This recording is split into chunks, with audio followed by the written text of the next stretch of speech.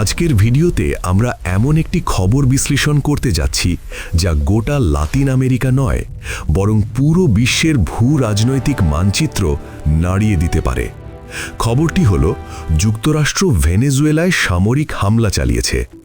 এখন প্রশ্ন হল, সত্যিই কি এটি সরাসরি যুদ্ধ, নাকি এটি সীমিত সামরিক অ্যাকশন, আর এর পেছনে আসল উদ্দেশ্যটাই বাকি? চলুন ধাপে ধাপে পুরো বিষয়টা বুঝে নেওয়া যাক।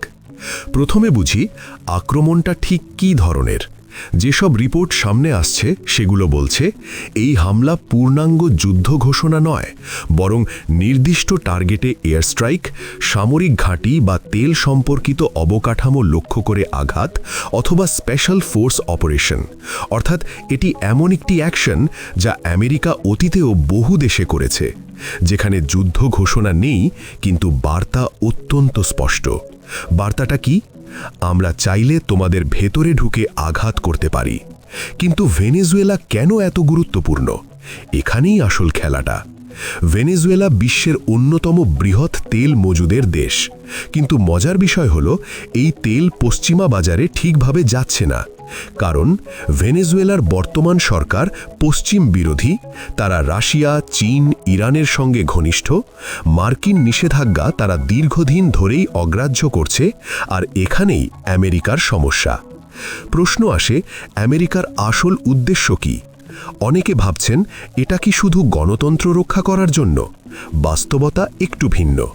আমেরিকার মূল লক্ষ্যগুলো হল: ১. Energy control. বিশ্বে তেলের দাম কার হাতে থাকবে, এই প্রশ্নটাই সবচেয়ে গুরুত্বপূর্ণ। ভেনেজুয়েলার তেল যদি আমেরিকার নিয়ন্ত্রণের বাইরে যায়, তাহলে আমেরিকার বৈশ্বিক প্রভাব দুর্বল হবে। ২. চীন ও রাশিয়াকে বার্তা: ভেনেজুয়েলা আজ শুধু একটি দেশ নয়, এটি চীন ও রাশিয়ার প্রভাব বলয়ের অংশ। ভেনেজুয়েলায় আঘাত মানে মস্কো ও বেইজিংকে সরাসরি সতর্কবার্তা। ৩. লাতিন আমেরিকায় আধিপত্য বজায় রাখা। আমেরিকা বহু দশক ধরে লাতিন আমেরিকাকে নিজের ব্যাকইয়ার্ড হিসেবে দেখে এসেছে।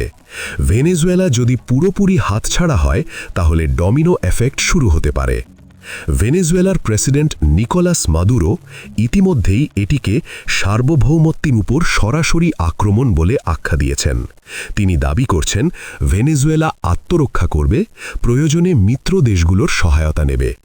এখানেই প্রশ্ন ওঠে, রাশিয়া বা চীন কিংবা ইরান কি সরাসরি জড়াবে? তবে এই মুহূর্তে সম্ভাবনা কম, কিন্তু প্রক্সি সাপোর্ট দেওয়া একেবারে উড়িয়ে দেওয়া যায় না। তবে এই ঘটনার প্রভাব শুধু ভেনেজুয়েলায় সীমাবদ্ধ থাকবে না। সম্ভাব্য প্রভাবগুলো হল: তেলের দাম হঠাৎ বেড়ে যেতে পারে, উদীয়মান অর্থনীতিতে চাপ বাড়বে, লাতিন আমেরিকায় রাজনৈতিক অস্থিরতা তৈরি হবে, বড় শক্তিগুলোর মধ্যে পরোক্ষ সংঘাত বৃদ্ধি পেতে পারে, আর সবচেয়ে গুরুত্বপূর্ণ, বিশ্ব আরও এক ধাপ মাল্টিপোলার কনফ্লিক্টের দিকে এগোবে। তাহলে আমরা কি দেখছি? আমরা আসলে দেখছি একটি শক্তির প্রদর্শনী, একটি ভূ রাজনৈতিক দাবা খেলা, যেখানে ভেনেজুয়েলা শুধু একটি বোর্ডের ঘুঁটি। আজ ভেনেজুয়েলা, আগামীকাল অন্য কোনো দেশ।